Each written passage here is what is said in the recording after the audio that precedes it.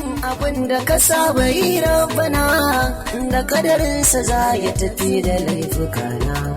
Silar salatin annabi ya ce ai mana, a ɗauke duka hijabun da ya tsare mana.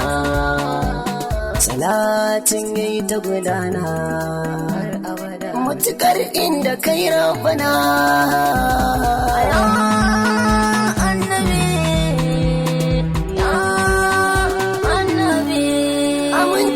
Kai sarki gabanin isa, aminci ga wanda ilahu ya ba masa, aminci ga kai daga nesa kuma har kusa, aminci da an yi kiran ka za ka amsa.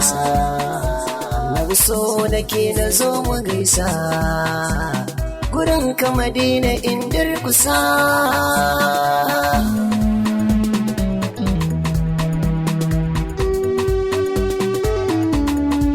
Kai zan faɗa ya mai laƙar jakun, Allah ne ke begen kana ga hakun.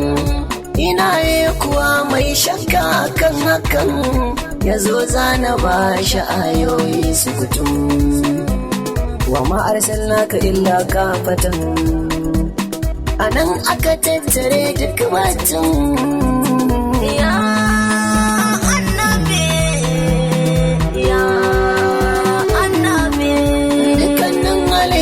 Ba iya mutum ba, annabi ne yake jin kanmu ba mu sani ba. Halittun cikin ruwa kai da duka dabba, duk sun shaida manzancin fiyayyen uba. Duk al'ummar da ta yi gaba, ta san za ka zo shugaba.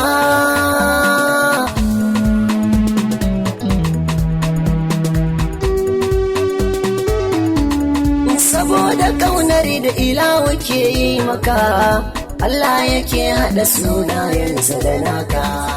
Yakan shiga aiki wanda kai da kanka, ya ce shi ne na tuno mu baya arka. Kai jifa da hannunka, ya ce shi ne ya jefa maka.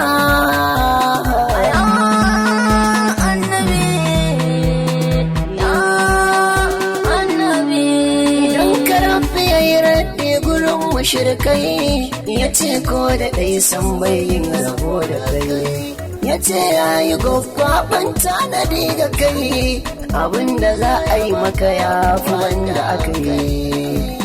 Ya ce ya zama gata ga kai, zai ta baka har ya gamsar da kai.